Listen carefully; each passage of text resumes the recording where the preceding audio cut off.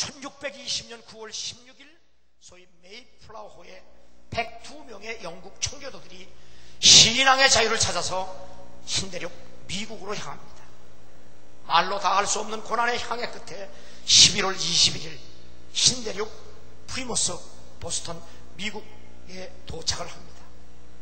그리고 그들은 배에서 내리기 전에 소위 메이플라워 계약서를 작성합니다.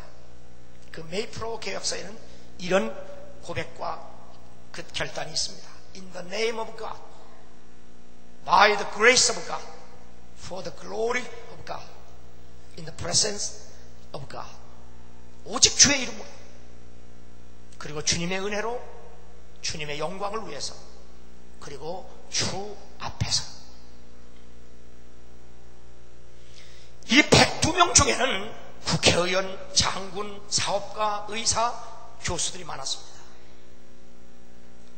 5,440km 되는 긴 항해를 그렇게 목숨을 걸고 시도한 그들의 이유가 뭐냐? 한 가지 이유, 한 가지 목적은 바로 신앙의 자유를 얻기 위해서입니다. 말레이시아는 말레이계, 인도계, 그리고 중국계가 혼합해 있는 다문화 국가입니다. 그 중에서도 말레이계에게는 절대로 복음을 전할 수가 없습니다. 그리고 그들도 절대로 복음을 받아들일 수가 없는 제도입니다. 만일 예수를 믿으면 가족에서도 버림을 당하고 국가로부터의 모든 혜택 다 박탈당하고 살 수가 없습니다. 그러한 가운데서도 예수를 믿고 신앙의 자유를 갖기 위해서 수만 명이 호주로 다른 나라로 이민을 가서 사는 그런 일들이 지금 일어나고 있습니다. 처음 출발한 사람은 102명이었지만 도중에 그리고 육지에 도착한 후에 극심한 추위와 질병 그리고 굶주림으로 절반 이상이 죽었습니다. 추운 겨울을 음막에서 지내고 봄이 왔을 때 잡초가 우거진 땅을 개간해서 인디안들에게 얻은 씨앗으로 농사를 지었고 그해 가을에는 하나님께 추수 감사 예배를 드렸습니다. 그런 가운데서 그들이 제일 먼저 한 일은 바로 예배당을 지어서 하나님을 예배하고 그리고 복음을 증거하는 일에 그들은 먼저 헌신을 했습니다. 그들이 첫 농사를 지어 하나님께 감사 예배하면서 포세이돈 목사는 시편 126편 5절의 말씀, 눈물을 흘리며 씨를 뿌리는 자는 기쁨으로 단을 거두리라, 이 말씀을 증거하면서 하나님 102명 중에 이미 죽은 자들이 있습니다. 그들의 죽음이 헛되지 아니하고 이 땅에 거룩한 믿음의 씨앗이 되게 해 주시옵소서. 310년이 지난 후 1931년 그들의 후손은 102명의 선조들의 신앙을 기념하기 위해서 가장 힘들고 어려운 경제 공황 시기에 뉴욕의 102층 엠파이어 스테이트 빌딩을 세웠고 그때 다시 시편 126편을 읽고 우리 선조들의 신앙을 본받자 하나님께 감사 예배를 드렸습니다. 그래서 오래꽃 장미보다 더 아름다운 꽃은 신앙을 생명보다 더 귀하게 여긴 소위 메이플라워호의 순례자들이다, 그렇게 말하고 있습니다. 오늘 성경 본문 14장 1절에는 믿음이 연약한 자를 너희가 받되 그의 의심하는 자를 비판하지 마라. 믿음이 연약하다고 해서 결코 그의 믿음을 비방하지 마라. 여기에서 우리에게 주어지는 말씀은 믿음이 얼마나 중요한가 하는 것을 우리에게 말해주고 있습니다. 로마서 14장 7절과 10절에 보면 우리 중에 누구든지 자기를 위하여 사는 자가 없고 자기를 위하여 죽는 자도 없도다. 우리가 주를 위하여 살고 죽어도 주를 위하여 죽나니 그러므로 사나 죽으나 우리가 주의 것이로다. 이를 위하여 그리스도께서 죽었다가 다시 살으셨으니 곧 죽은 자와 산 자의 주가 되게 하심이라. 네가 어찌하여 내 형제를 판단하느냐? 어찌하여 내 형제를 없인 여기느냐? 우리가 다 하나님의 심판대 앞에 서리라. 바로 사도 바울의 이 전해진 말씀이 바로 메이플라워 계약서 안에 다 들어있습니다. 내가 나를 위해서 산다고 해서 사라지는 것 아닙니다. 내가 나를 위해서 죽는다고 할지라도 그것이 나를 위해서 죽음이 되지 못합니다. 우리는 오직 예수 그리스도 안에서 살고 죽어야 그것이 진정한 내 삶이 되고 생명이 된다는 사실을 바울은 말씀하고 있는 겁니다. 이것 때문에 주께서 우리를 위하여 십자가에 내 죄를 대신하여 죽었고 다시 살아나심으로 우리에게 영생의 희망과 소망과 삶을 주신 겁니다.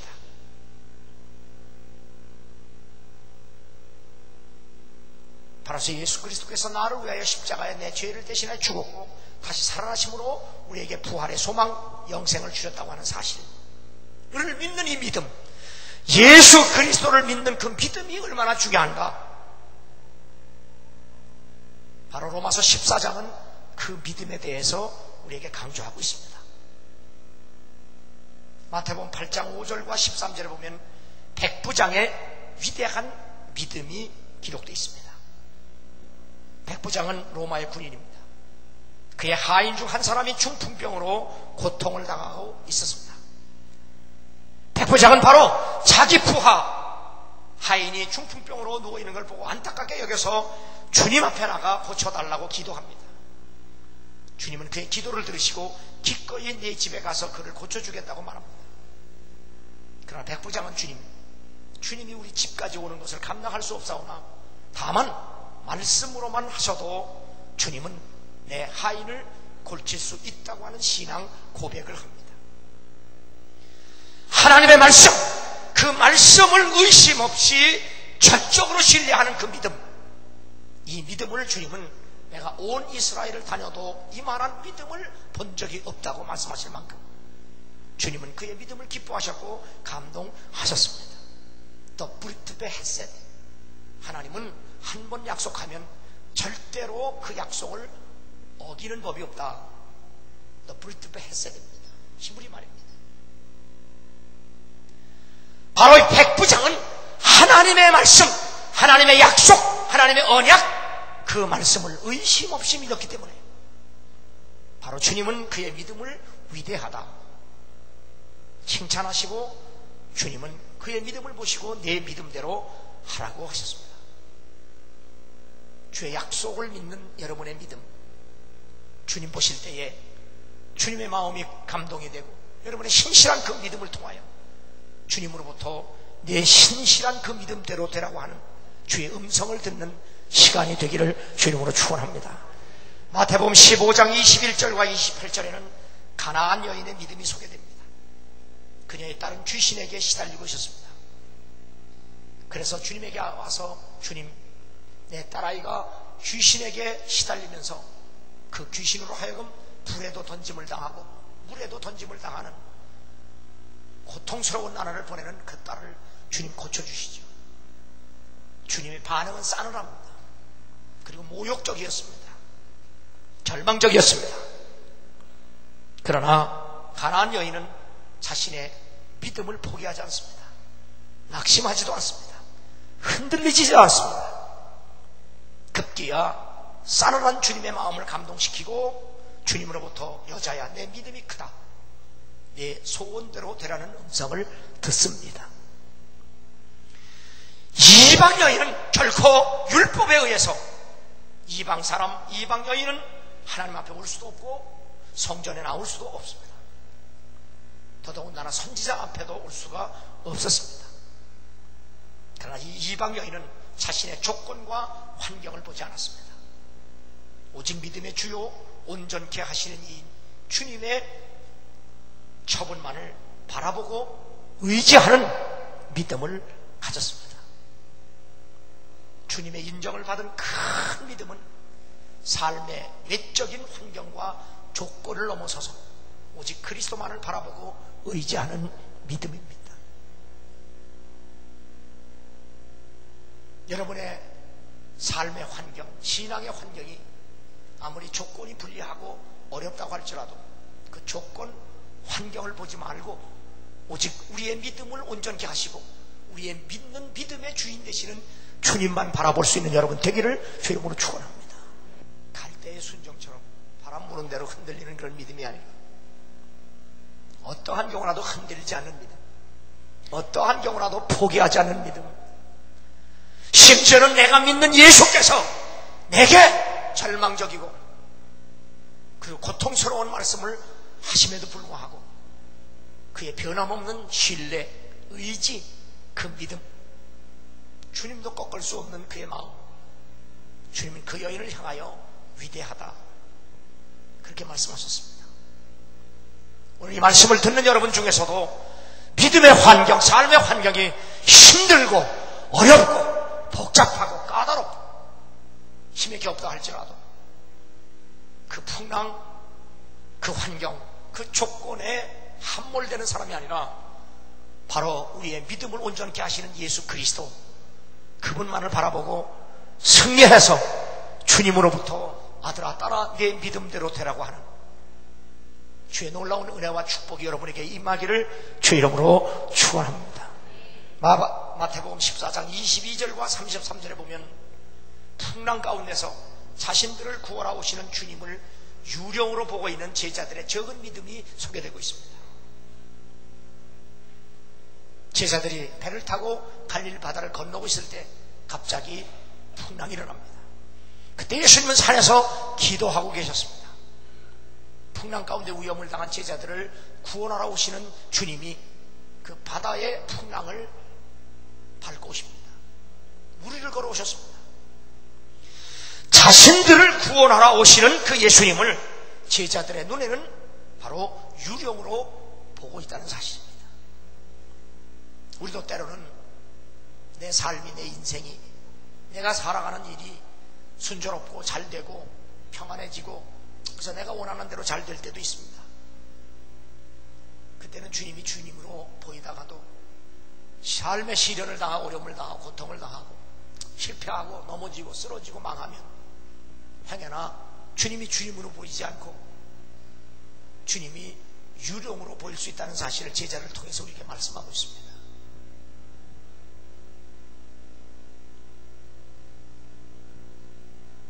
주님은 그 제자들을 향하여 믿음이 적은 자들아 왜 의심하느냐.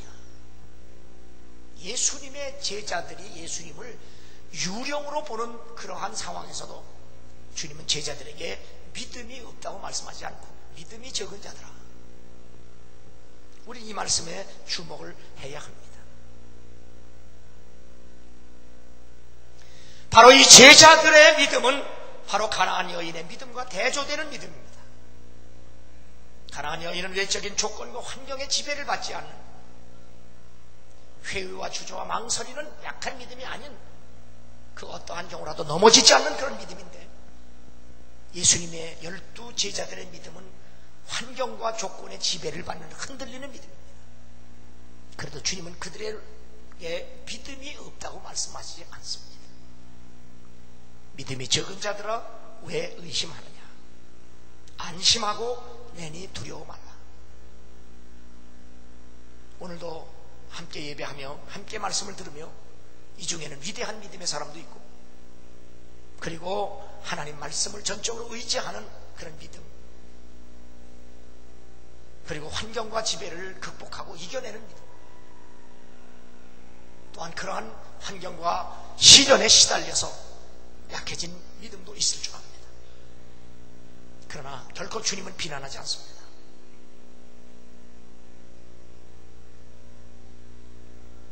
주님은 그들의 믿음이 없다고 말씀하시지 않고 믿음이 적다고 하시면서 오히려 그 풍랑이 바로 그들의 적은 믿음이 그 믿음을 온전케 하시는 주님에게도 가까이 가는, 그리고 그 적은 믿음이 더 온전해지는 믿음의 계기와 기회와 동기로 주님이 주셨다는 사실을 알게 됩니다.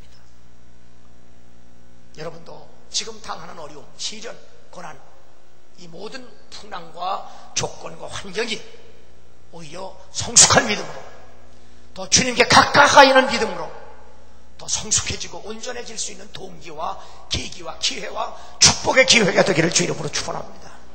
마태복음 9장 19절 22절에 보면 혈류병 여인의 단순한 믿음이 소개됩니다. 이 여인은 몹쓸병에 걸렸습니다. 그 병치를 하다가 재산도 다 잃어버리고 건강도 잃어버리고 이제 죽을 날만 기다리고 있었습니다. 그럼에도 불구하고 그녀에게 신라 같은 희망이 있었습니다. 그것은 바로 주님의 옷자락이라도 붙들면 나을 수 있다고 하는 믿음입니다.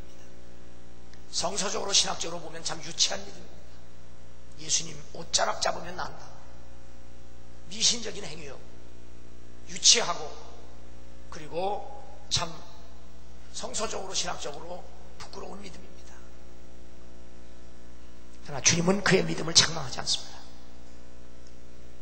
많은 사람들이 교회에 나오는 동기가 처음에는 자기를 위함입니다. 내가 복받기 위해서, 내가 병 낫기 위해서, 내가 성공하기 위해서, 내가 출세하기 위해서 예수 믿어야지. 동기가 바로 성서적이 아닐지라도 주님은 그의 믿음을 책망하지 않습니다. 바로 혈류병 여인도 이렇게 단순하게 신앙생활을 시작합니다. 이렇게 믿음은 단순하고도 자아적인 것으로부터 시작이 될 수도 있습니다. 성경에 보면 주님은 언제나 그들의 요구를 통해서 만나주셨습니다. 병든 자에게는 의사로, 말씀을 원하는 자들에게는 선지자로, 그리고 말씀을 배우고 싶은 자들에게는 선생으로 만나주셨습니다. 그리고 그를 통해서 바로 예수가 그리스도임을 깨닫게 하시고 믿게 하셨습니다. 누가복음 24장 13절과 35절에 보면 엠마오의 두 제자들의 더딘 믿음이 소개됩니다. 주님은 그들을 향하여 미련하고 선지자들의 말한 모든 것을 더듬 있는 자들이요, 말씀을 가르쳐줘도 더듬 있고 깨닫게 해줘도 더듬 있는 사람들이었습니다. 그래도 그들이 깨닫고 나서, 믿어지는 믿음을 갖고 나서 다시 내려가다가 예루살렘으로 올라가는 모습을 보여줍니다. 빨리 믿지 못하는 것이 그들에게 흠이긴 하나, 그래도 깨달은 후에는 다시 예루살렘으로 올라가는 것처럼 그들의 믿음이 다시 살아나고 올라간다는 사실입니다. 그러므로 엠마오 두 제자를 통해서 느려도 믿으면 된다, 주님은 그렇게 말씀합니다. 에베소 2장 8절에 보면 너희가 그 은혜를 인하여 믿음으로 말미암아 구원을 얻었나니 이것이 너희에게서 난 것이 아니요 하나님의 선물이라. 아무리 믿는 것이 둔해서 답답해도 주님이 준 믿음이고, 아무리 믿음이 약해서 주님을 유령처럼 보아도 그것도 주님이 주신 믿음이고, 아무리 그 믿음이 유치하고 보잘것없어도 그것도 주님이 주신 믿음이고, 위대한 믿음도 주님이 주신 거고 훌륭한 믿음도 주님이 주신 믿음이라는 사실을 말씀하고 있습니다. 그러므로 로마서 전체는 깨닫는 것도 주님의 은혜요, 회개하는 것도 주님의 은혜요, 내가 의롭다고 칭함을 받는 것도 주님의 은혜요, 내가 믿을 수 있는 믿음을 가진 것도 주님의 은혜요, 내가 변화되고 성결해지고 성화되는 것도 주님의 은혜요, 우리가 온전한 영화의 구원을 받는 것도 주님의 은혜가 아니면 이룰 수 없다는 사실을 로마서 전체는 우리에게 말씀해주고 있습니다. 그래서 오늘 성경 본문 4절에 보면 이는 저를 세우시는 권능이 주께 있습니다. 그래서 오늘 말씀은 그 믿음이 훌륭하든지 그 믿음이 연약하든지 그 믿음이 보잘것없다든지 그 믿음이 느린 믿음이든지 믿음을 인하여 서로 비판하지 마라, 서로 비방하지 마라. 약한 믿음, 큰 믿음 다 주님이 세우셨으니 한 뜻, 한 목적을 가지고 함께 가라, 그렇게 격려하고 있는 겁니다.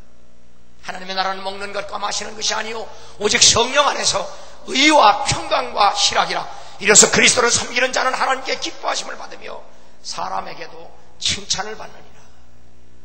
이게 복음의 핵심입니다. 하나님 나라는 먹는 것, 마시는 것, 입는 것이 아니라 바로 성령 안에서 하나님의 의, 하나님의 평강, 하나님의 기쁨이라 그 말입니다. 이런 사람은 하나님도 기뻐하시고 사람들에게도 칭찬을 받는다.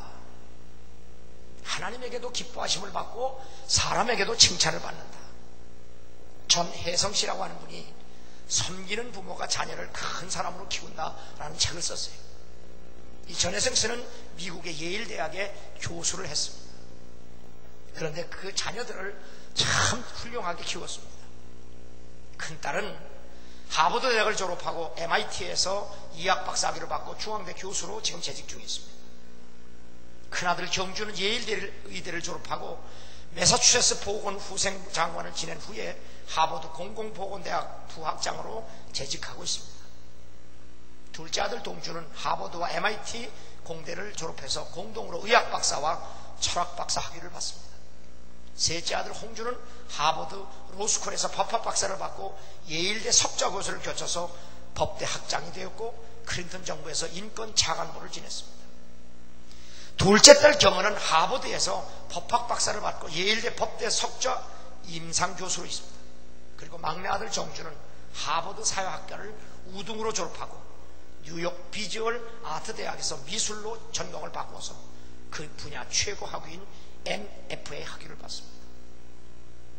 이 5자녀가 6자녀가 전부 하버드 예일 대학을 졸업했습니다.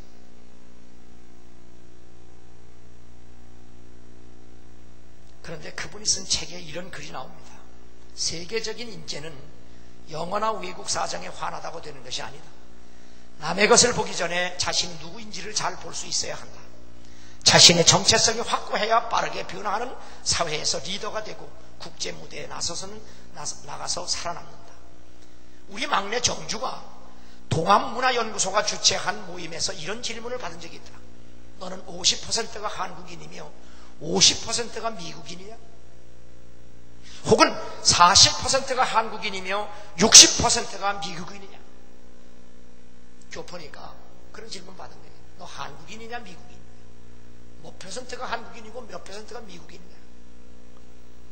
참 어려운 질문을 받았습니다. 이 질문에 막내 아들 정주는 서슴지 않고 이렇게 대답했다. 나는 100% 크리스찬이다. 나는 100% 하나님의 자녀다. 얼마나 당당하고 자신감 넘치는 인생인가. 바로 어머니는 이 자녀들을 이렇게 훌륭하게 키운 것은 바로 하나님의 자녀로 크리스찬으로 키웠기 때문에 그들이 다 이렇게 훌륭할 수 있었다. 그런 고백을 하는 겁니다. 일본의 유명한 목사 우츠무라 간조는 하나님의 저주는 실패와 그리고 죽음, 질병이 아니다. 바로 성경을 읽으면서도 하나님을 믿으면서도 하나님이 살아계신 것을 믿지 못하고 그 마음에 감사와 기쁨이 없는 것, 그것이 저주다 그랬어요. 감사가 없고 기쁨이 없는 인생 그 자체가 심판이며 형벌이라는 얘기입니다. 어느 사람은 고독은 대용품에 의존하여 사는 삶에서 오는 영혼의 영양실조다. 하나님 나라와 하나님 의를 따라서 그 안에서 평화와 기쁨과 감사를 맛보아야 하는데 먹고 마시고 입는 문제가 인생의 첫자리가 되어서 그 대용품으로 사는 사람은 마음의 기쁨과 감사가 없다. 그것이 바로 영혼의 영양실조에 걸려있는 사람이다. 그렇게 말합니다. 에베소 1장 4절과 5절에 보면 창세전에 그리스도 안에서 우리를 택하사 우리를 사랑 안에서 그 앞에 거룩하고 흠이 없게 하시려고 그 기쁘신 뜻대로 우리를 예정하사 예수 그리스도로 말미암아 자기의 아들이 되게 하셨다. 참 이 말씀을 읽을 때마다 심장이 뛸 만큼 감동적입니다. 하나님은 천지 만물을 지으시기 전부터 바로 한 계획이 있었다. 그 계획은 어떤 계획이냐? 참 하나님 자신이 기뻐하는 계획이다. 천지 만물을 지으시기 전부터 하나님 마음속에 한 계획이 있는데 그 계획이 하나님이 참 기뻐하는 계획이다. 그 계획이 뭐냐? 바로 여러분과 나를 먼저 하나님의 자녀로 택하셨다는 사실입니다. 하나님의 기쁨이 뭐냐? 하나님의 기쁨의 계획이 뭐냐? 바로 여러분과 나 자신이라는 사실입니다. 이 하나님의 계획, 하나님의 뜻을 듣고도 받고도 감동이 없다면 심각한 영혼의 질병입니다. 하나님은 이 만물을 지으시기 전부터 여러분과 내가 부모가 잘못해서 어쩌다가 잘못 태어난 인생이 아니라 하나님이 천지 만물을 지으시기 전부터도 그 마음에 기쁨이 있었는데 무슨 기쁨이냐? 바로 여러분과 나를 당신의 자녀로 삼으시려고 하는 그 계획, 그 기쁨이다 그 말이에요. 찬송하리로다. 하나님 곧 우리 주 예수 그리스도의 아버지께서 그리스도 안에서 하늘에 속한 모든 신령한 복을 우리에게 주시다. 하나님이 어떤 분이시고 그분이 어떤 일을 하셨는가를 알면 바로 그 깨달은 사람의 영혼 속에서 흘러나오는 기쁨의 탄성이 찬송이다 그 말이에요. 하나님이 어떤 분이냐, 그분이 어떤 계획을 가지셨느냐, 그분에게 나는 누구냐, 이것을 깨달은 사람들은 그 영혼 속에서 그 놀라운 기쁨의 탄성이 안 나올 수가 없다. 그게 뭐냐, 그게 찬송이다 그 말이에요. 억누를 수 없는 기쁨이 화산처럼 터져나오는 것, 그것이 찬송입니다. 어느 신학교에서 교수가 한 학생에게 질문했습니다. 빌립보서를 요약해봐라. 학생은 교수를 바라보면서 한마디로 항상 기뻐라. 교수는 너무 짧으니 더 구체적으로 말해봐라. 학생은 단호하게 다시 말하노니 기뻐하라. 빌립보서는 바울이 감옥에 갇혀 있어서 그 감옥에서 쓴 편지입니다. 하나님이 어떤 분인지를 알고 내가 어떤 사람인 줄 알면 우리는 비록 내 사는 곳이 감옥이라 할지라도 기뻐하지 않을 수 없다는 사실을 깨달아라. 나는 지금 감옥 안에서도 기뻐하고 있다. 여러분과 나는 예수 그리스도 안에서 성령으로 말미암아 하나님의 의가 되었고 하나님의 평강이 되었고 하나님의 기쁨이 되었습니다. 그러므로 그 의, 그 평화, 그 기쁨을 믿는 믿음이 아무리 겨자씨 같을지라도 아무리 위대하고 훌륭할지라도 그 모든 것은 다 하나님의 은혜라는 사실을 깨닫고 그 믿음 안에서, 그 사랑 안에서 이 험한 세상을 오직 믿음으로 승리하며 살아가는, 그래서 주께 영광을 돌리고 여러분의 복된 가정을 이루며 사는 여러분 되기를 주의 이름으로 축원합니다.